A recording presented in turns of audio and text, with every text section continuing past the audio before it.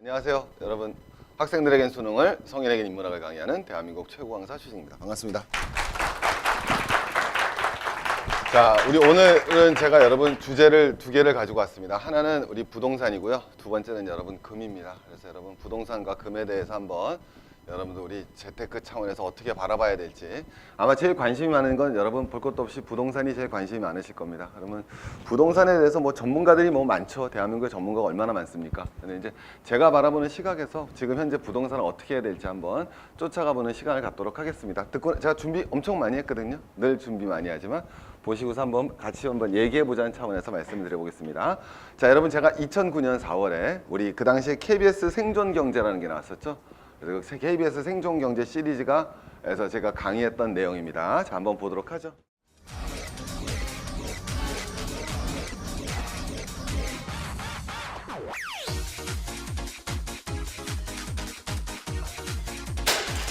최진기의 생존!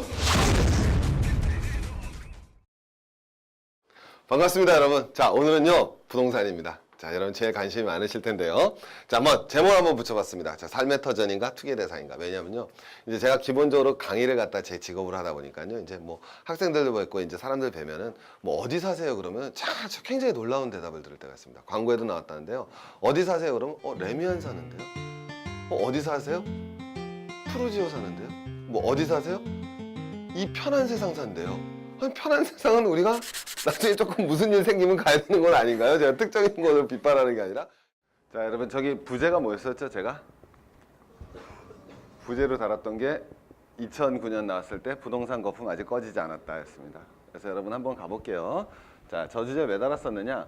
자, 실제로 우리 한번 가보도록 하겠습니다. 여기 보시면 알겠지만 이게 2008년 1월이고요 2008년 1월이죠 그 다음에 여기는 이제 2013년 11월까지입니다 자, 그럼 이제 제가 말씀드렸던 게 저 강의할 때가 2009년 4월이니까 요때쯤이었죠. 그죠? 그래서 여러분 부동산 거품이 요만큼 빠졌을 때예요. 그죠? 그래서 여러분 2006년부터 기억나십니까? 부동산 어떻게 됐어요? 미친 듯이 올랐었죠. 그죠? 예? 그래서 부동산이 쭉 올라가고 있다가 처음으로 부동산이 살짝 빠졌을 때 제가 저 강의를 때렸던 겁니다. 그죠? 근데 그 저의 강의에서 제가 자목을 잡았던 게 뭐였었죠? 아직 부동산 거품 꺼지지 않았다였습니다. 그죠? 저 맞춘 것만 보여주는 게 아니라 제가 항상 옛날에 뭐 그랬다 그러면은 믿질 않으셔서 그런 건데, 그때 제목이 부동산 거품 아직 꺼지지 않았다는데 정확하게 그때부터 다시 이거 맞았죠. 그죠? 그래서 여러분 저는 틀린 말을 하지 않습니다. 그래서 오늘 드릴 말씀도 그러면 부동산을 갖다 지금부터 어떻게 바라봐야 될 것인가 한번 쫓아가 보자라는 거죠. 그래서 여러분 이건 뭐냐면 2010년도 가격을 갖다 부동산 가격 지수를 100으로 봤을 때요. 자, 2010년 부동산 지수를 갖다가 100으로 봤을 때 어떻게 하느냐면 요건 아니구나. 자, 여러분 이렇게 쭉 빠졌죠. 우리가 알다시피 2013년까지. 그래서 부동산이 2010년부터 빠져갖고 10년, 11, 12, 13, 4년을 빠집니다. 그때 우리가 나왔던 게 바로 하우스 푸어 애들이 나왔죠. 그죠? 그 다음에 2014 반등을 시작해서 15, 16 지금 다시 살짝 올라가고 있는 거죠. 그죠? 그럼 이제 어떻게 될 것이냐 앞으로 한번 쫓아가 보자라는 거예요. 자, 살 것인가 말 것인가. 자, 먼저 이제 한번 가보겠습니다. 슈밥의 지수라는 건데, 자, 이렇게 생각하시면 됩니다. 여러분이 총 소비 지출 중에서, 여러분이 지출하는 금액 중에서 주거비에 얼마나 쓰이고 있냐는 거죠. 그죠? 여러분이 총 주거 지출 중에서, 우리 선생님 같은 경우는 지금 주거비 지출이 총 소비 지출에서 몇 프로쯤 차지하시는 것 같아요? 자, 그거부터 우리가 정확히 한번 가자라는 거예요. 그죠? 내가 총 소비하는 것 중에서 주거비 지출이 얼마냐 그랬을 때 2010년부터 계속 늘고 있습니다. 30%에서 지금 얼마쯤 왔다? 한 35%쯤 왔다고 보시면 되겠죠. 그래서 여러분들이 한 달에 100만 원을 쓰시면 그중에서 35만 원은 주거비로 쓰신다. 이렇게 생각하시면 될 겁니다. 저게 여러분 다른 나라보다 높은 지수 아니에요. 자, 어쨌든 100만 원 쓰시면 여러분들이 35만 원을 갖다 주거비로 쓰신다고 보시면 되고요. 자, 최근에 여러분 뭐예요?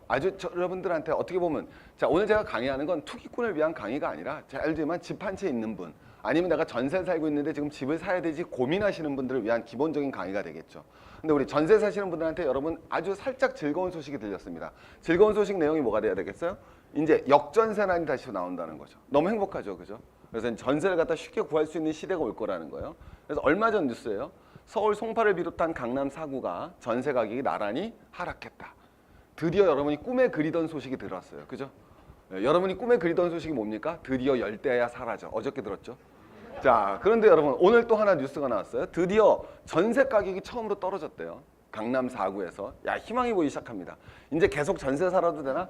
강동구에 인접한 하남시의 전세값도 떨어져 강남권의 역전사는 벨트가 형성은 아직 안 됐어요. 근데 이제 과장된 거죠.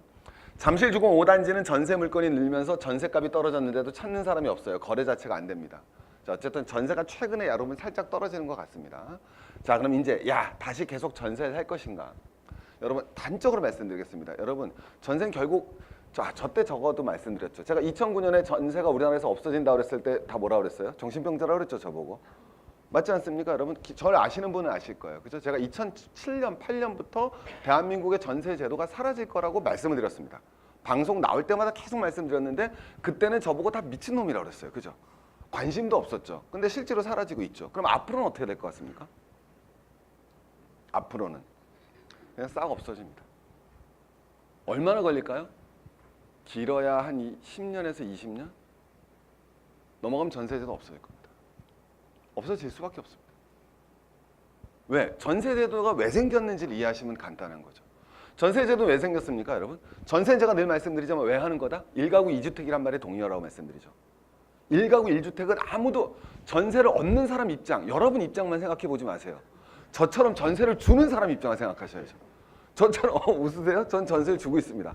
전세를 주는 사람 입장에서는 그건 1가구 2주택이란 말과 동의합니다. 맞죠? 저는 집이 두 채니까 하나는 내가 살고 하나는 전세를 준 거죠. 그럼 내가 왜 전세를 줬느냐? 이유는 간단합니다. 왜 전세를 줬죠? 두 가지 이유입니다. 하나, 가격이 오를 것 같으니까. 두 번째는 왜? 이자가 없잖아요, 전세는. 이해가겠습니까? 내가 이자 없이 빌린 거예요. 저 채무자입니다. 저희 집에 전세 사는 사람이 거꾸로 저한테 무슨 자예요? 채권자죠. 근데 골 때려요, 그 채무 채권 관계는. 왜 골 때립니까? 이자가 없잖아요. 그죠? 하나 물론 채무자가 더 좀 뭔가 좀 당당해 보이죠. 그죠? 채권자가 뭔가 좀 불편해 보이고 그런 관계도 있지만 무이자입니다. 골 때리는 게. 그럼 이 전세제도란 건 한마디로 얘기해서 고금리의 동요예요. 고금리 때문에 전세대조가 있는 거죠. 그죠? 내가 은행에서 대출 받기가 힘든 거예요. 왜? 그 당시에는 우리나라 뭐 했다고 그랬습니까? 왜 우리나라만 전세제도가 생겼습니까? 생겼던 이유. 박정희가 민간인한테 대출 안 해줬잖아요. 산업대출만 해줬잖아요. 여러분 무슨 왕 했습니까? 박정희 때. 우리 어렸을 때 다 무슨 검사했습니까? 통장 하나씩 들고 가야 됐죠. 학교 갈 때. 그랬죠, 여러분. 오케이? 젊으신 분들은 안 그러셨겠지만 어르신 격하게 공감하지 않습니까? 그죠? 우리 맨날 통장 하나씩 들고 왔어야 돼요. 저축왕해야 되는 거예요, 그 당시에.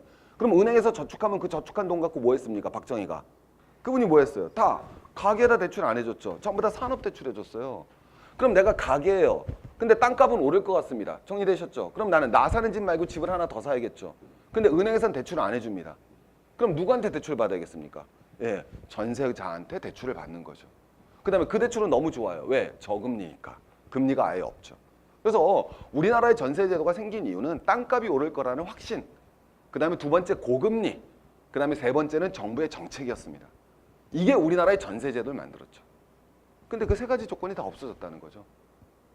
지금 은행이 기업에다 대출해 준 돈이 많습니까? 아니면 가계 대출해 준 돈이 많습니까? 가계 대출이 더 많다고 여러분 다 알고 계시지 않습니까? 자, 첫 번째 한번 가보겠습니다. 그럼 두 가지였단 말이에요. 집값의 대세 상승과 고금리였어요. 그러면 집값은 왜 올랐습니까? 대세 상승이? 우린 다 알죠? 실질 임금이 올랐죠. 가장 중요한 건 실질 임금이 오른 거예요. 그죠? 어느 나라든 저 규칙을 깨트린 나라는 단 한 나라도 없습니다. 그래서 장기 평균을 내면요, 부동산 상승률은 실질 임금 상승률과 정확히 비례합니다. 네. 월급이 늘어야지 여러분 사는 거예요. 실질 임금이 엄청 올랐죠. 두 번째는 뭐가 됐습니까? 저축 엄청 했죠. 저축해서 여러분 뭐예요?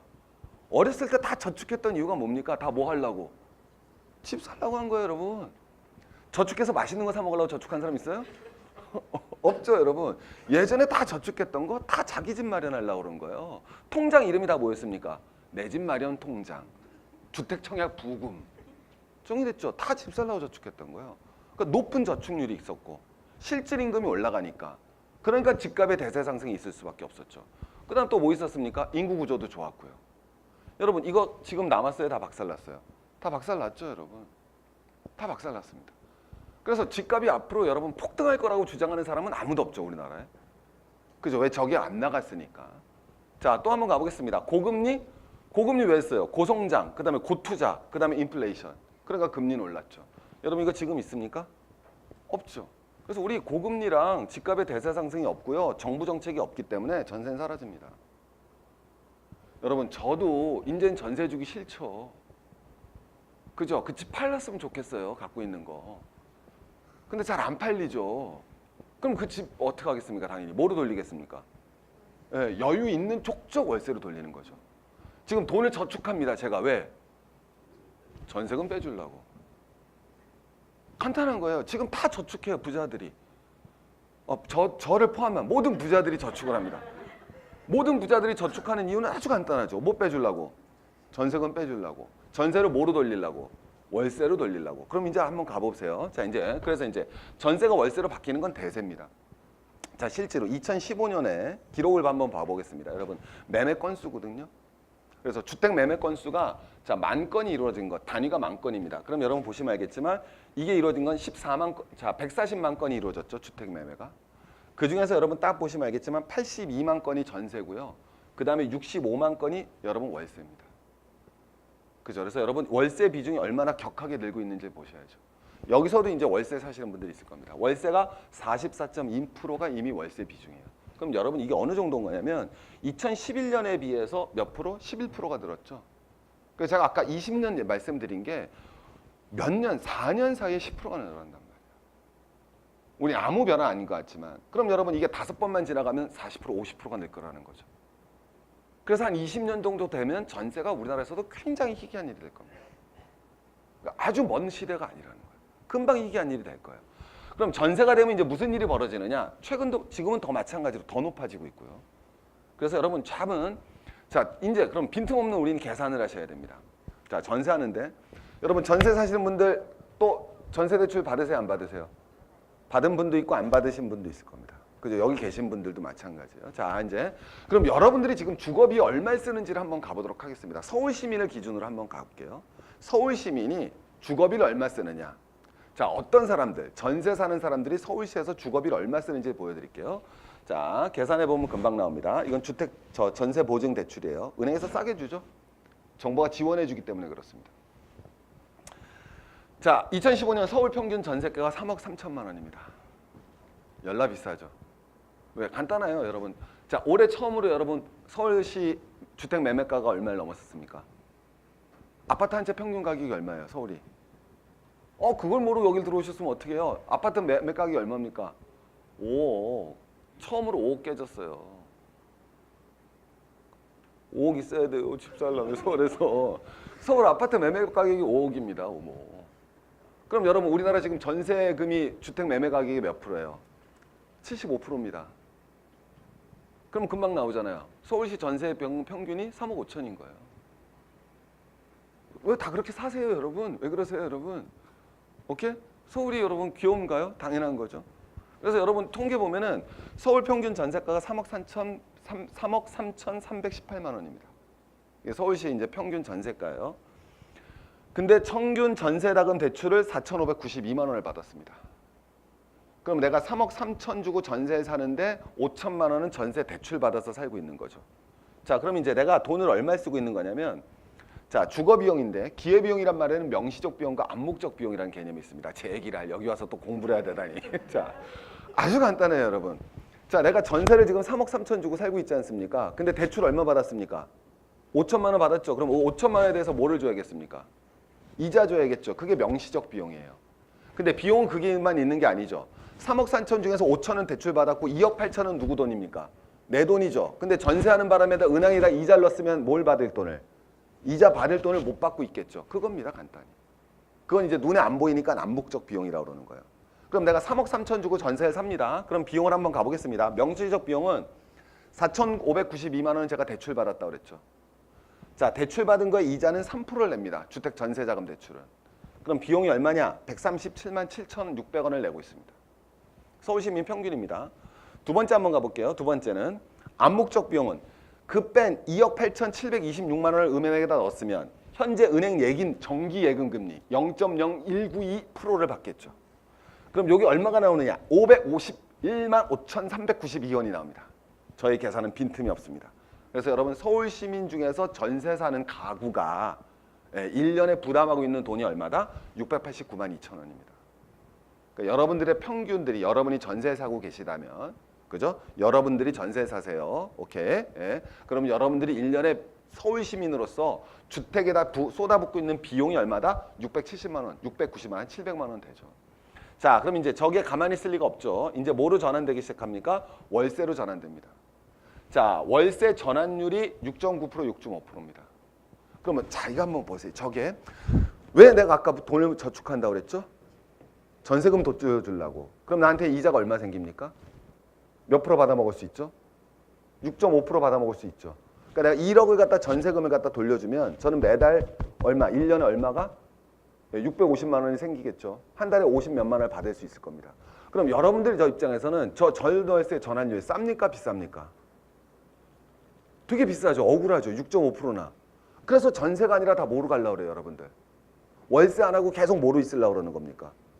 여러분 월세 안 가고 계속 전세로 있으려고 하는 이유가 뭐가 되겠습니까? 월세하면 몇 프로 이자를 줘야 되니까 6.5% 이자 줘야 되니까 억울해서 뭐가 된다 여러분? 예, 뭐로 있는 거예요 여러분? 전세로 있으려고 그러는 거예요. 그럼 모든 사람들은 뭐가 다 비싸다고 생각합니까? 저 전월세 뭐예요? 전환율이 비싸다고 생각합니다. 그래 저게 낮아져야 된다고 생각하고 정부도 저걸 추진한다고 그러는데 절대 안 됩니다. 저거 안 비싼 거예요 여러분. 이해가 안 가죠 저게 안 비싸다는 게. 왜 안 비쌀까요? 너무 간단한 거예요 여러분. 자 여러분이 아파트를 사서 아파트를 갖다 우리 한번 생각해 봅니다. 순수한 투자의 대상으로 바라봅니다. 순수한 투자의 대상으로 바라봤죠. 그럼 여러분 돈 아니라 은행에서 대출을 받아봅시다. 주택담보대출 받으면 몇 프로 받습니까 여러분?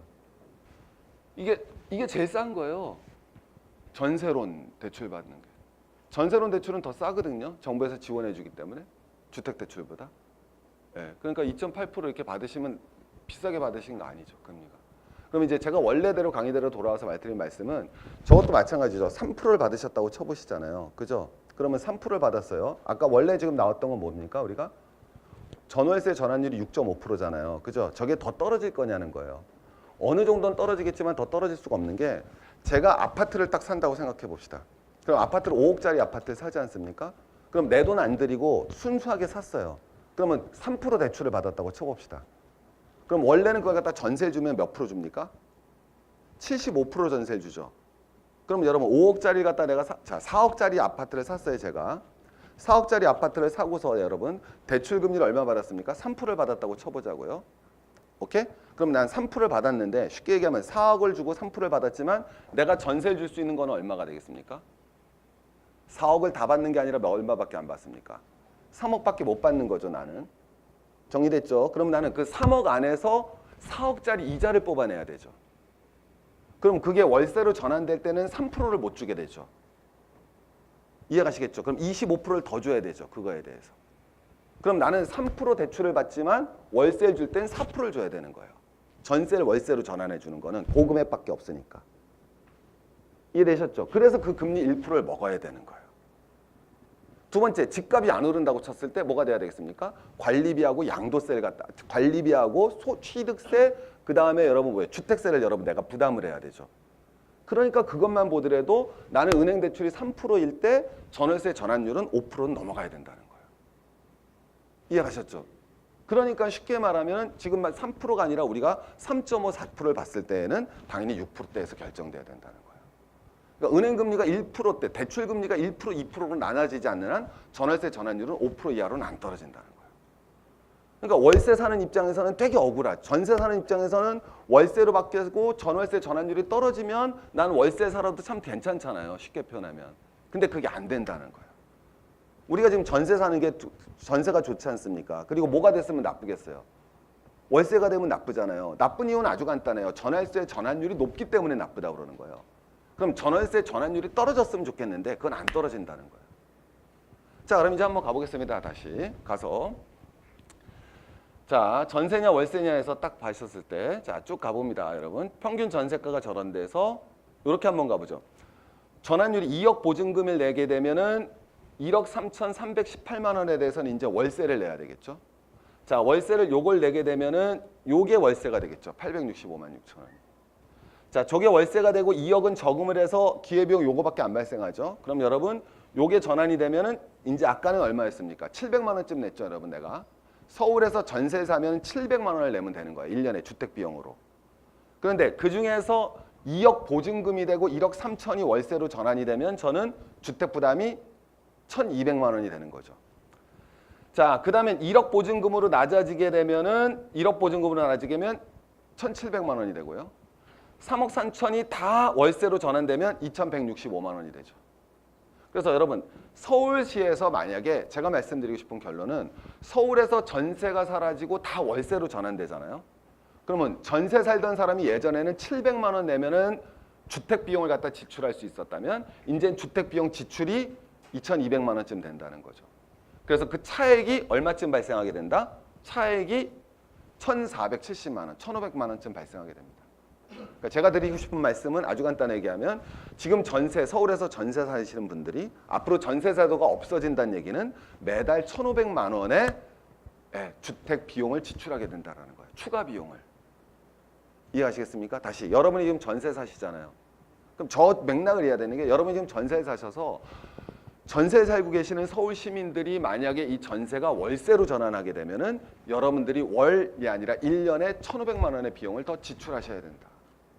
그럼 그게 10년이 지나면 1억 5천이 되겠죠. 그래서 여러분 월세 시대에는 여러분들 집을 안 사실 수가 없으실 거예요. 그래서 월세 시대가 되면은 여러분 집을 사시는 게 훨씬 더 당연하다. 자, 그러면 이제 월세를 우리가 감당할 수가 없겠죠, 앞으로. 감당하실 수 없을 거 아닙니까? 그럼 월세 감당할 수가 없으면 집을 사셔야 되는데 제일 무서운 게 뭐가 되겠어요? 집 샀다가 제일 무서운 건 뭡니까? 집값 폭락이죠. 그래서 여러분 지금 집값도 논쟁이 많죠. 맨 뒤로 뺐는데 오른다 떨어진다 난리가 납니다. 그죠? 한번 붙으면. 저도 모르겠어요. 저도 말했고 하지 뭐하지만 오늘 한번 제 의견을 들어보시고 선생님도 한번 저도 같이 끝나고도 한번 얘기를 해봅시다. 오케이? 우리 한번 앞으로 우리나라 대한민국 집값이 어떻게 할 것이냐. 폭락할 것이냐 안 할 것이냐. 제가 내리고 싶은 말씀은 아주 간단합니다. 오르진 않지만 폭락할 건 없다죠. 제가 오늘 드리고 싶은 말씀은 집값이 오를까 떨어질까가 아니라 우리나라 집값 폭락은 안 할 거라는 거예요. 제가 말씀드리고 싶은 결론부터 얘기하면 월세 부담을 갖다가 지고 살아가는 것보다는 집을 사는 게 훨씬 나을 거다라는 말씀을 드리는 겁니다.